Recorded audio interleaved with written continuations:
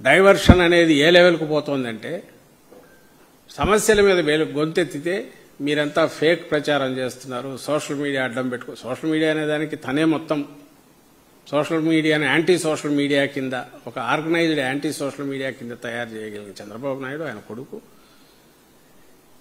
ఈరోజు నిజాల్ని వెలికి తీసో లేకుంటే వాస్తవాలు ఇట్టున్నాయని చూపే ప్రయత్నము ఎవరు చేసినా వాటి మీద ఉక్కుపాదం మోపి ఏ రకంగా మిమ్మల్ని ఇచ్చేస్తాననేది ఓపెన్గా చెప్పి బెదిరిస్తున్నాడు. ఏది రియల్ టైం జరుగుతుండగా సంవత్సరం క్రితం అయితే మర్చిపోతారనుకోవచ్చు. నిన్న మాట్లాడే మాటల్లో రైతులకు సంబంధించి ఆయన అన్నది, ఆ తర్వాత యాక్చువల్ వాస్తవాలు అనేవి కూడా చూపిస్తా. ఒకసారి చూడండి. చంద్రబాబు నాయుడు మాట్లాడుతున్నారు.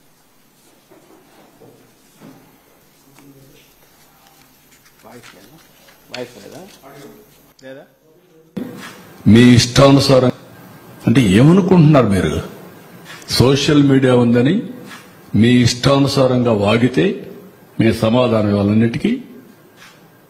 అలాంటి వాళ్ళని ఏం చేయాలనో పగడ్బందీగా ఆలోచిస్తాం. వాస్తవాలు రాసే వాళ్ళని వాళ్ళు ఏదైనా రాస్తే తప్పుంటే కరెక్ట్ చేసుకుంటాం. తప్పుడు వార్తలు రాస్తే మాత్రం కబద్దార్ జాగ్రత్తగా ఉండండి. మీరు వేయడం మీ ఫేక్ న్యూస్ అని పెట్టుకోవాలన్నా బుద్ధి జ్ఞానం లేదు మీకు? ఏమనుకుంటున్నారు మీరు? ప్రతిరోజు ఏదో ఒకటి పెట్టి ప్రజల అటెన్షన్ డైవర్ట్ చేసి కావాలని ఫేక్ న్యూస్ అంతా పెట్టే పరిస్థితికి వచ్చారు.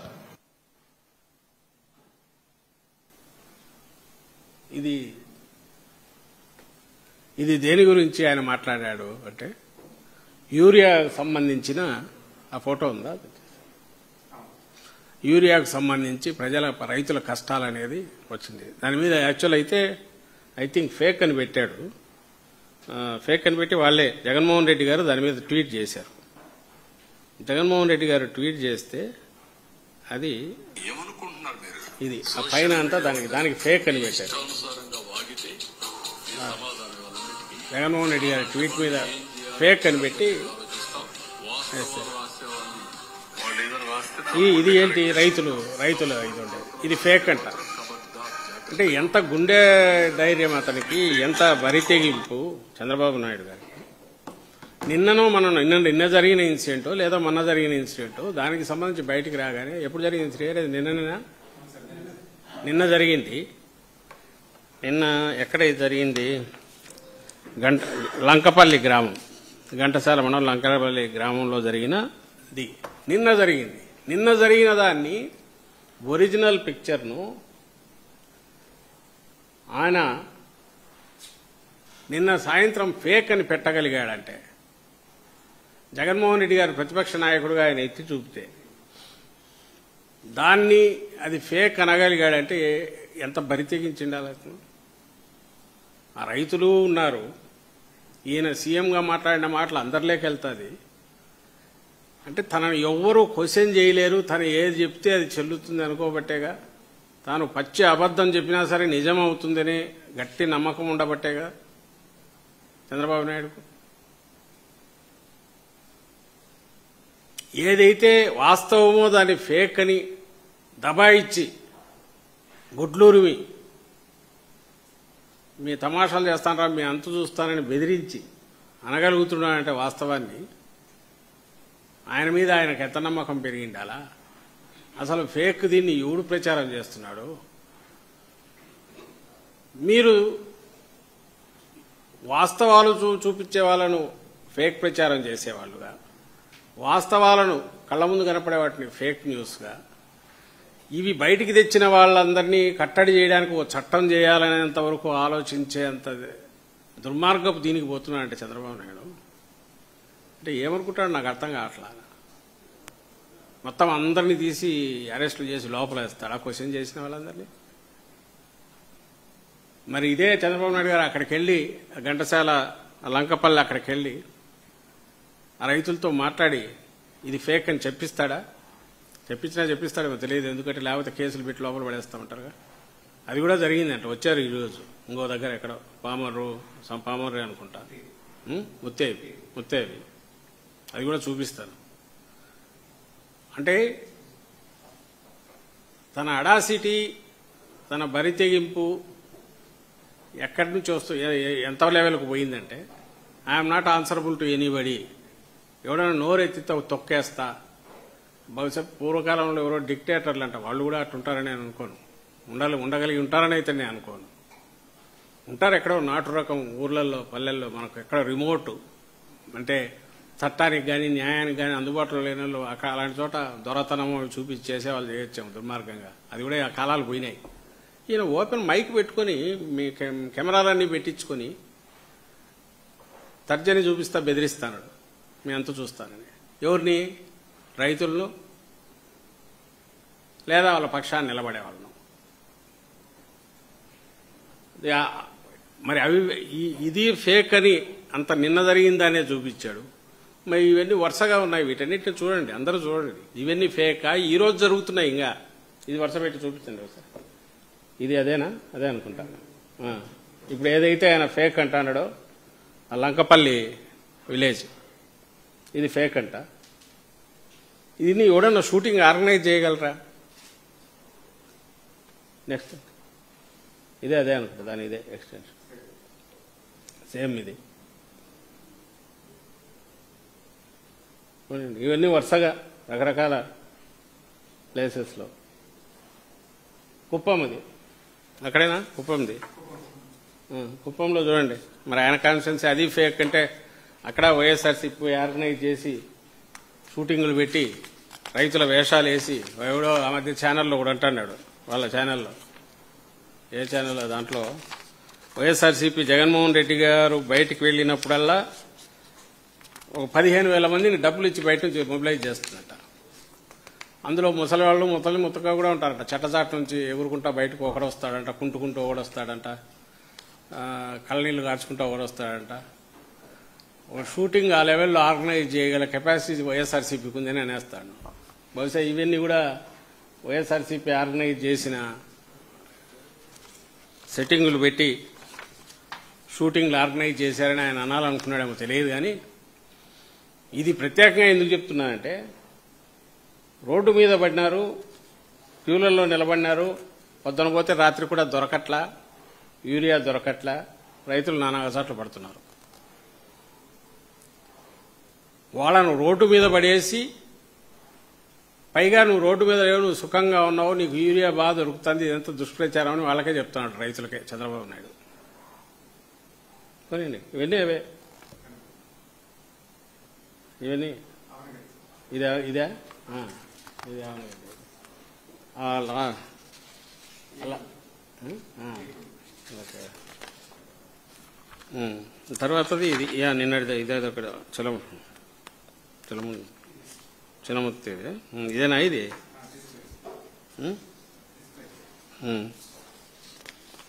ఇది నిన్నటి ఇన్సిడెంట్ ఇదా?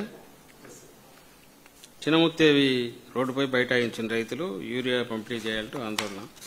ఇది కోడూరు మండలం అవనిగడ్డ కోడూరు దేవరాపల్లి అండ్ ఏలూరు జిల్లా కోఆపరేటివ్ సొసైటీ, తాళ్లపూడి మండలం, గజ్జరం దేవరపేట, చిత్తూరు జిల్లా సదు మండలం. టోకెన్లు చూపిస్తున్నారు. రేపల్లె వ్యవసాయ మార్కెట్ యార్డ్ గోడౌన్ వద్ద, సోమందేవపల్లి పి టాక్స్ వద్ద యూరియా కోసం రైతుల పడిగాపులు. డిసిఎంఎస్ ఎరువుల కౌంటర్ ఎక్కడో ఇది ఏలూరు జిల్లా డిసిఎంఎస్ దగ్గర డోర్లు కొడుతున్నారు. ఇది లాస్ట్ది. నిన్న ఏదైతే ఆయన మెన్షన్ చేసి కూడా మాట్లాడినట్టున్నాడు దాని మీద, ఏది రైతులకు సంబంధించి దాన్ని మెన్షన్ చేస్తూ మాట్లాడి, చిన్నముత్తేవి పామరు కదా, చిన్నముత్తేవిలో లారీని అడ్డుకున్న వారిలో జనసేన టీడీపీ కార్యకర్తలు. ఇది మా సాక్షాత్తు ముఖ్యమంత్రి తన ఏ స్థాయికి దిగజారిపోయినాడంటే, మన ఆ రోజు 2వ తేదీ రాత్రి లారీ అక్రమంగా పోతోందని తెలిసి రైతులందరూ పోయి దాన్ని అడ్డం పడి ఆపితే లారీ వాడు డ్రైవర్ పారిపోయినాడు. పోలీసులు వచ్చారు అక్కడ అందరు ఉన్నారు. ఆ అందులో అన్ని పార్టీల వాళ్ళు ఉన్నారు, రైతులుగా మూవ్ అయినారు వాళ్ళు. ఇప్పుడు ఆ సర్కిల్ చుట్టూ టీడీపీ జనసేన వాళ్ళు ఉన్నారు, వైఎస్ఆర్సీపీ వాళ్ళు ఉన్నారు, ఏదో పార్టీకి చెంది ఉంటారు విలేజ్లో. వాళ్ళందరూ పోయి అడ్డగించినారు. క్లియర్గా తెలుస్తోంది నిజంగా లారీ వాడిది కరెక్టు, వీళ్ళది తప్పైతే పోలీసులు వీళ్ళని తరిమేసేవాళ్ళు, లారీని వదిలేసేవాళ్ళు. లారీని సీజ్ చేశారు, వీళ్లను రైతులతో మాట్లాడి భుజగించారు, నచ్చజెప్పాలని చేశారు. అక్కడ ఉన్న ఇది అక్రమంగా తరలించాలని చూస్తే రైతులుగా అడ్డపడిన దానికి విజిలెన్స్ వాళ్ళు చేయాల్సిన పని రైతులు చేస్తే, వాళ్ళు ఏ పార్టీ వాళ్ళన్నా కావచ్చు, అందులో టీడీపీ వాళ్ళు ఉన్నారు, కాబట్టి పేర్లు కూడా తెప్పించుకోవచ్చు, జనసేన వాళ్ళు ఉన్నారు. దాన్ని యాక్చువల్గా అభినందించాల్సింది పోనిచ్చి, మరుసటి రోజు సరే కింది లెవెల్లో వాళ్ళు టీడీపీ కొంతమంది రైతులను పిలుచుకొని ఇదంతా సక్రమమైన రాయించుకున్నారంట. దట్స్ లోకల్ ఏదో జరిగినట్టుంది.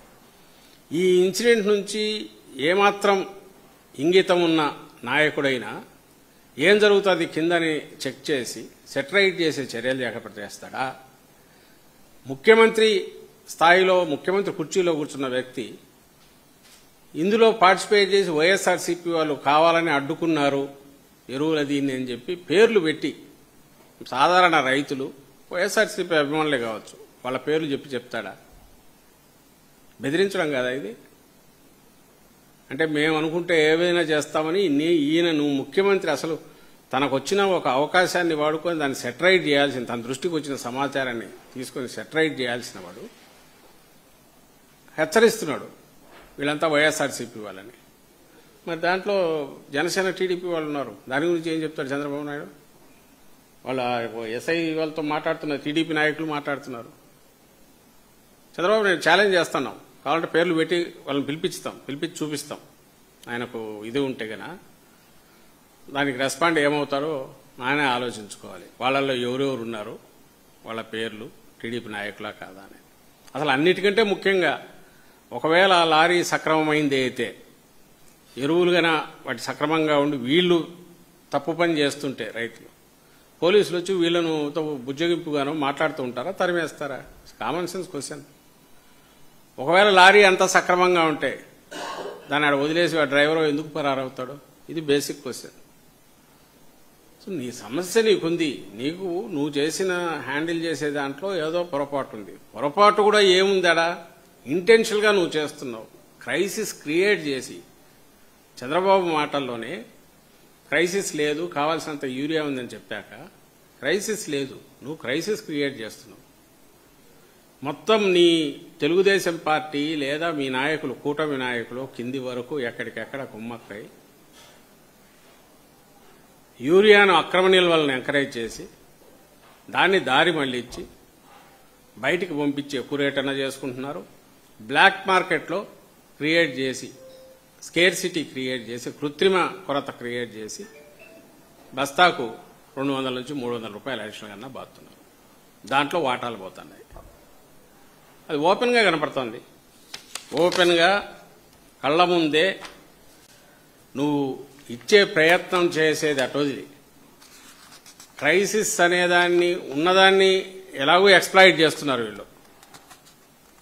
ఇప్పుడు మన దివ్యాంగులకు సంబంధించి అన్నారు కదా, పెన్షన్ ముందు కట్ చేస్తాం అనర్హులు అనేది ఒక వార్తలు రాయిస్తారు, మళ్ళీ అర్హులకు పెన్షన్ అంటారు. అర్హులు అనడం కోసం ఒక్కొక్కడి నుంచి డిపెండింగ్ ఎంత అమౌంట్ పే చేస్తారో ఇంత పర్సెంటేజ్ అయినా తీసుకుంటున్నారు. అది ఒక పక్కకు చేసేవి చేస్తున్నారు. అంటే లేని క్రైసిస్ క్రియేట్ చేస్తారు. నీ మాటల్లోనే యూరియాకు సంబంధించి క్రైసిస్ లేదని నువ్వే అంటున్నావు, చంద్రబాబు నాయుడు అంటున్నాడు. అంటే వాస్తవంగా కూడా నువ్వు 100% నువ్వు రెడీ అయితే 60% మించి నువ్వు సాగులేక రానప్పుడు క్రైసిస్ అనేది రాకూడదు. మరి ఎట్లొచ్చిందంటే క్రియేట్ చేశారు. దాంట్లో కమిషన్లు తీసుకుంటున్నారు, 100 కోట్లు ఆ రకంగా ఎక్కడెక్కడ దోచుకుంటున్నారు. రైతులు స్వయంగా చెప్తున్నారు, పిక్చర్ అది కనపడుతుంది. ఇంత ఓపెన్గా కళ్ళ ముందు కనపడతా అంటే ఏమీ లేదు, అంతా అద్భుతంగా ఉంది, నువ్వు తప్పుడు ప్రచారం చేస్తున్నావని వైఎస్ఆర్సీపీని, జగన్మోహన్ రెడ్డి గారిని, వైఎస్ఆర్సీపీ నాయకులను, కార్యకర్తలను చంద్రబాబు నాయుడు బెదిరిస్తున్నాడు. రైతులు ఎవరైనా డొక్కమండో కడుపు మండి వాళ్ళు అడిగి క్వశ్చన్ చేస్తే వాళ్లను ఇమ్మీడియట్ వైఎస్ఆర్సీపీ ముద్ర వేసి ఏదో ఒకటి చేయాలనే ప్రయత్నం చేస్తున్నాడు, చేస్తానని బెదిరిస్తున్నాడు. ఇంతకంటే దుర్మార్గం ఏమన్నా ఉంటుందా? మీకు అధికారం ఇచ్చింది ఎందుకు? రాష్ట్రంలో అధికారం ఇచ్చింది ఎందుకు? మీరు చేస్తున్న పని ఏంటి?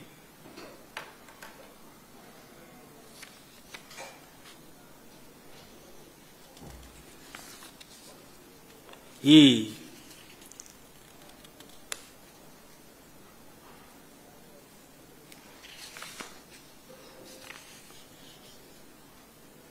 నిన్న మాట్లాడిన వాటన్నిటిలో కూడా హెచ్చరికలు, బెదిరింపులు అండ్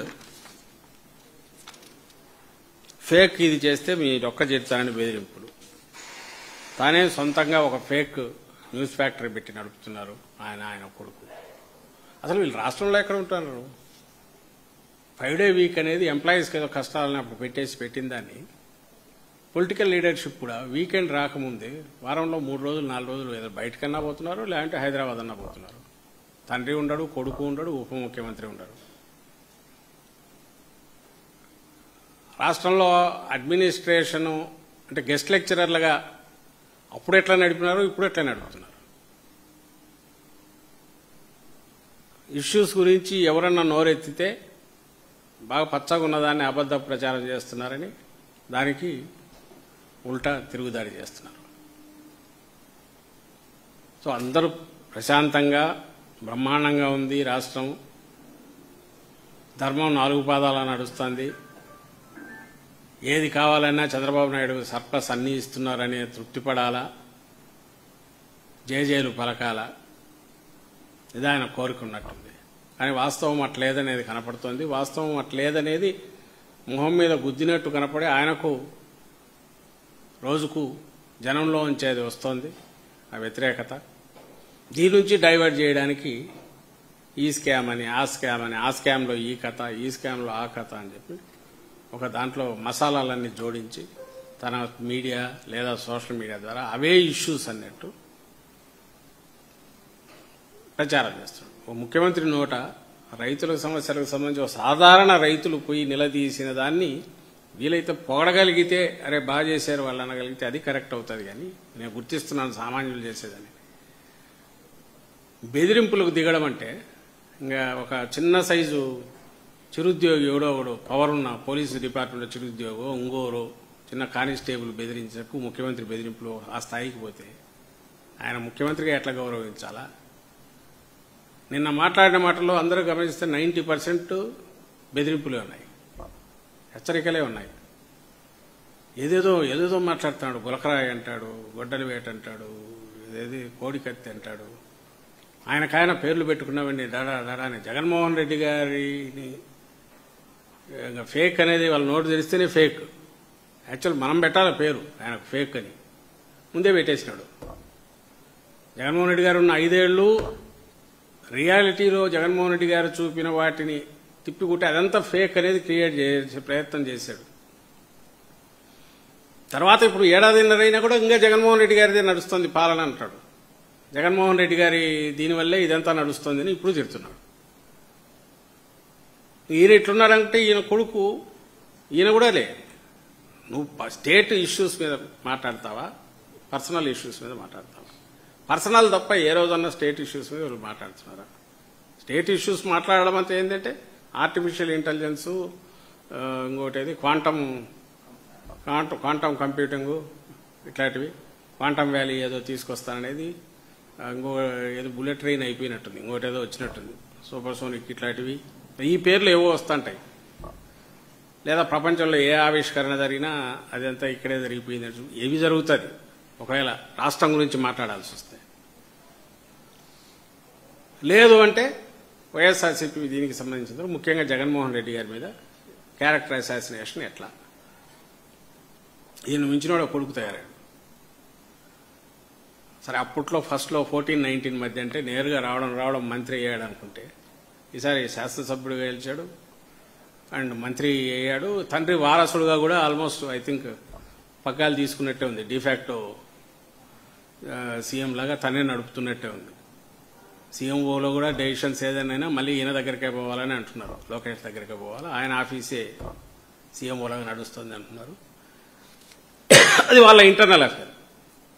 అతను ఇంకా 4 ఆకులు ఎక్కువ. ఇది మొన్న 2వ తేదీ ఇడుపులపాయలో విజయమ్మ గారు జగన్మోహన్ రెడ్డి గారు అక్కడ ఇడుపులపాయ ఆయన రాజశేఖర రెడ్డి గారి సమాధి దగ్గర పోయి నివాళులు అర్పించే సందర్భంలో జగన్మోహన్ రెడ్డి గారు తల్లిని చూడగానే ఆయన సహజంగా దగ్గరికి తీసుకున్నారు. ఆమె మా దగ్గరికి వచ్చారు, కలిశారు, చేసేది అయిపోతే దానిలో అసలు ఎవరికైనా ఆలోచన ఎందుకు వస్తుందో నాకు అర్థం కావట్లా. ఎక్కడ దొరుకుతుంది మూమెంట్ ఎట్లుందా అని చూడాలనే ఆలోచన రావడమే ఆశ్చర్యం. అందులో తనకు తాను కాబోయే ముఖ్యమంత్రి, రాష్ట్రాన్ని ఏలాలనుకుంటున్న వాడికి ఆ దరిద్రపు ఆలోచన ఎందుకు వస్తుంది నాకు అర్థం కావట్లా. అది ఒకసారి యాక్చువల్ వాస్తవం చేయండి. అతను ఏదో నిన్న పెట్టినట్టు ఇది వాస్తవం జరిగింది. జగన్మోహన్ రెడ్డి గారు వస్తారు, ఎవరో దండం పెట్టి ఇలాగ అమ్మ దగ్గరికి వస్తారు, అమ్మ దగ్గరికి తీసుకుంటారు, తర్వాత ఇది వాస్తవం. తర్వాత మళ్ళీ వెళ్లే ముందు కూడా మళ్ళీ అతని దగ్గరికి వస్తారు మాట్లాడి దాంట్లో ఒక పార్ట్ ఎక్కడితో తీసుకుని అసలు నా ఫస్ట్ క్వశ్చన్ వచ్చి ఇందులో ఎవరికైనా చూస్తే ఇక్కడ ఎక్కడ మూమెంట్స్లో ఏదైనా దొరుకుతుందా, మనం దాన్ని ఏ రకంగా చూపొచ్చు, లేదా ఆ రకంగా మ్యానిపులేట్ చేయడానికి స్కోప్ ఎక్కడుంది అనే ఆలోచన ఎవరికైనా వస్తే అంతకంటే దరిద్రుడు ఎవరన్నా ఉంటాడా? ఇది నా ప్రశ్న. అంతకంటే తలమాసిన దరిద్రుడు, అసలు అలాంటి దిక్కుమాలిన ఆలోచనలు వచ్చేవాడు ఏమన్నా అలాంటి వాళ్ళు ఇతనికి అదే వస్తున్నట్టు నాకు చూస్తే. అంటే ఎవరో అన్నారు అసలు వాళ్ళది ఎన్టీఆర్ హైదరాబాద్ ఎన్టీఆర్ ట్రస్ట్ బిల్డింగ్ ఏదో ఉంది కదా, అక్కడ ఇప్పుడు ఏమి పొలిటికల్ ఏం లేదు కాబట్టి మొత్తం ఈ ఫేక్ న్యూస్ ఫ్యాక్టరీ అక్కడి నుంచి నడుస్తున్నాయి. వాళ్ళ పని ఏందంటే జగన్మోహన్ రెడ్డి గారు ఎక్కడన్నా బయటకు వెళ్ళినా అక్కడ అన్ని పెట్టి ఫ్రేములు చూసుకుంటూ ఏ రకంగా ఎక్కడ ఇచ్చేయచ్చు, దాని డిపార్ట్మెంట్ పని అది ఉన్నట్టుంది. సో వాటిలోంచి ఏదైనా దొరికితే ఇది ఏదో జరిగింది, ఇది కావాలని వీళ్ళని ఆర్గనైజ్ చేశారు, ఇంకోటి ఏదో చేశారు. అసలు నాకు తెలియక అడుగుతా, విజయమ్మ గారికి జగన్మోహన్ రెడ్డి గారికి సంబంధాలకు సంబంధించినంత వరకు నీ ఆనందం ఏంది? నీ సునకానందం ఏం కావాలనుకుంటున్నావు? వాళ్ళు కొట్టుకోవాలా, కొట్లాడుకోవాలా, వాళ్ళు ఒకరినొకరు పలకరించుకోకూడదు, లేదా కొట్లాడుకొని ఏదైనా చేయాలి అని నువ్వు నీ కోరిక అదే అయితే ఒకవేళ దాన్ని వాళ్ళు దానికి నువ్వు ఏడవడం ఏందో అర్థం కావట్లా. దానికి ఏడుస్తున్నారా? మనకు అసలు అర్థం కాని విషయం ఏంటంటే పోనీ నీకున్న అర్హత ఏంది? లోకేష్ ఆయనకు వాళ్ళ తండ్రి చంద్రబాబు నాయుడు గారు, ఆయనకు ఒకరో ఇద్దరు చెల్లెళ్ళు, అక్క చెల్లెళ్ళు అంటారు, ఇద్దరు చెల్లెళ్ళు ఉన్నారేమో, అది కూడా ఎవరికి తెలియదు. రాజశేఖర రెడ్డి గారి కుటుంబము, జగన్మోహన్ రెడ్డి గారి కుటుంబం అంటే అందరికీ తెలుసు. వాళ్ళు ఎవరో తెలియదు ఇద్దరు చెల్లెళ్ళు. ఎవరికైనా వాళ్ళ పేర్లు తెలుసా? అసలు లోకేష్కు వాళ్ళకు గుర్తుపడతాడా? లేదా వాళ్ళని ఎప్పుడైనా దగ్గరికి తీసినారా?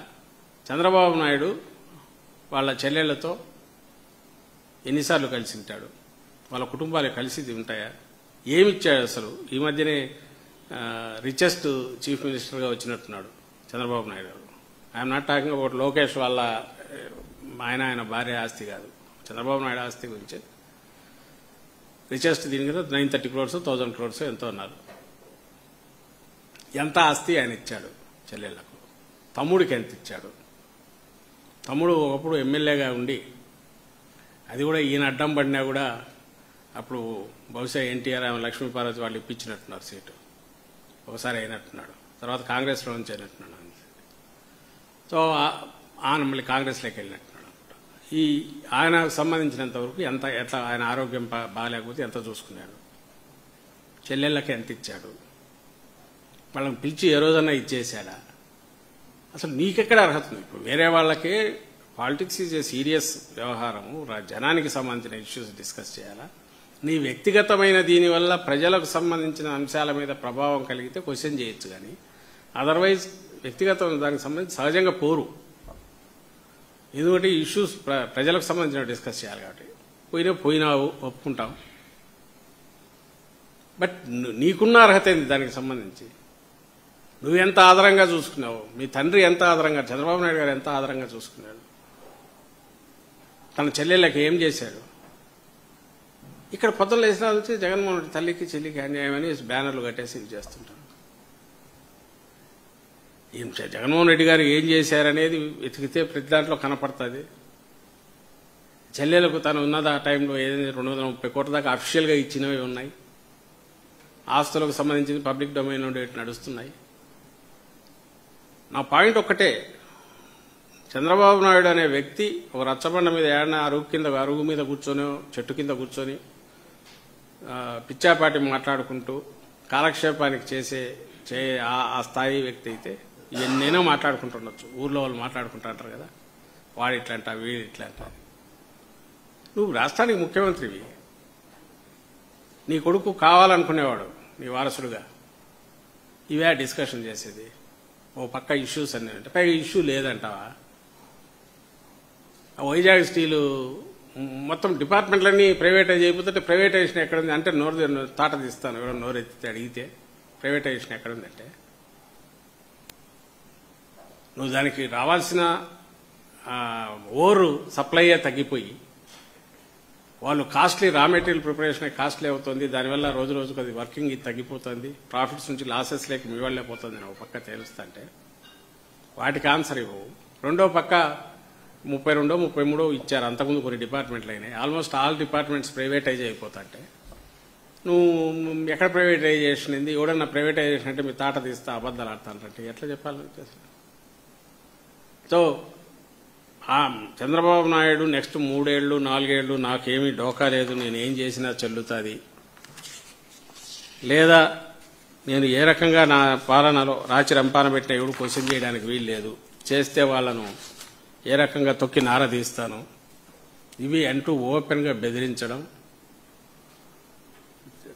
దుర్మార్గానికి పరాకాష్ట. ఆయనకు చేతనైతే వీటిని పరిష్కారం చేసే దిశగా సమస్యలు ఉన్న వాటిని, ముఖ్యంగా ఇప్పుడున్నది రైతులకు సంబంధించి దాని మీదనే ఇష్యూ, అంత బర్నింగ్ ఇష్యూ ఉంది కాబట్టి రేపు 9వ తేదీ వైఎస్ఆర్సీపీ తరఫున రాష్ట్ర వ్యాప్తంగా కూడా ఈ రిప్రజెంటేషన్లు ఇచ్చే కార్యక్రమం, రైతులను కూడగట్టి రైతులను తీసుకొని యూరియా కష్టాలు ఎట్లా ఎక్స్ప్రెస్ చేస్తూ నిరసన వినిపిస్తూ ప్రభుత్వాలకు రిప్రజెంటేషన్లు ఇవ్వాలని నిర్ణయం తీసుకున్నాం. ఇవన్నీ ఎలా జరగగలుగుతున్నాయంటే ఇష్యూ ఉంది కాబట్టి. నువ్వు ఇష్యూ లేదు, అంతా బాగుంది, సమస్య లేదు అని చంద్రబాబు నాయుడు అన్నంత మాత్రాన లేకుండా పోలేదు. ఆ విషయం గుర్తించాలని కోరుతున్నాం. దబాయించినంత మాత్రాన ఏది నిజాలు అయిపోవు. మీరు ఫేక్ అనేది చెప్తున్నారో ఆ ఫేక్ మీరు అంటే చంద్రబాబు నాయుడు గారు,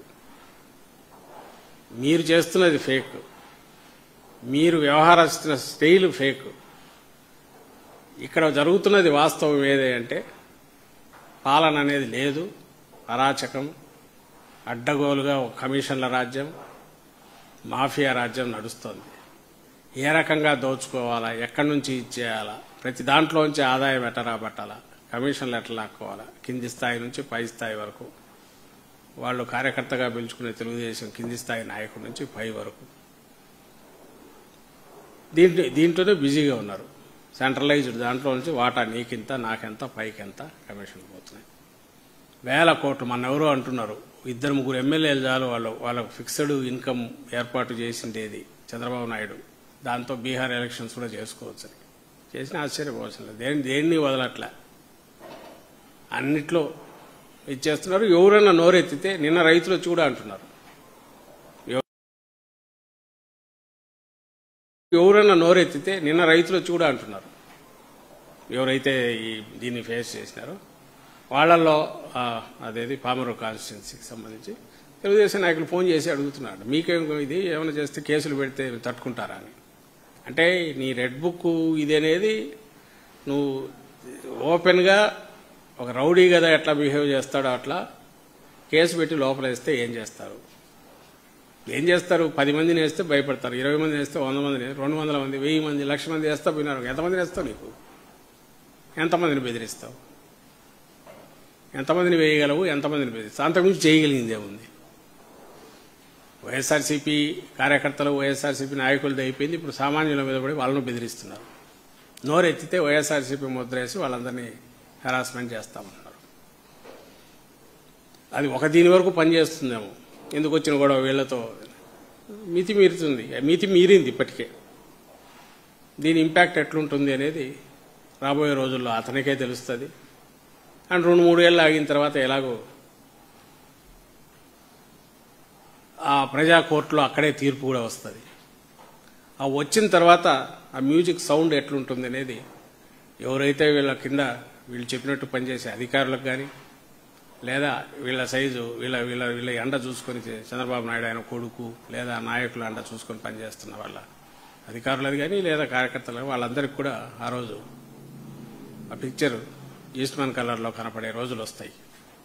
ప్రజలకు సంబంధించినంత వరకు సమస్యల మీద రెస్పాండ్ కాలేకపోతే దాన్నే ఆసరా చేసుకుని మా జోబులు ఎట్లా నింపుకోవాలని వీళ్ళు ఆలోచించడం మొదలుపెట్టిన రోజే వీళ్ళ పతనం ఆ రోజే డిసైడ్ అయిపోయింది. అది సంవత్సరానికి పాలన ముగియకముందే ఆ అంకం మొదలైంది, తుది అంకం. సో రాబోయే రోజు పిక్చర్ క్లియర్గా కనపడుతుంది. అది ఆయనకు కనపడుతున్నట్టుంది, అందుకే మరీ బరి తెగిస్తున్నట్టున్నాడు.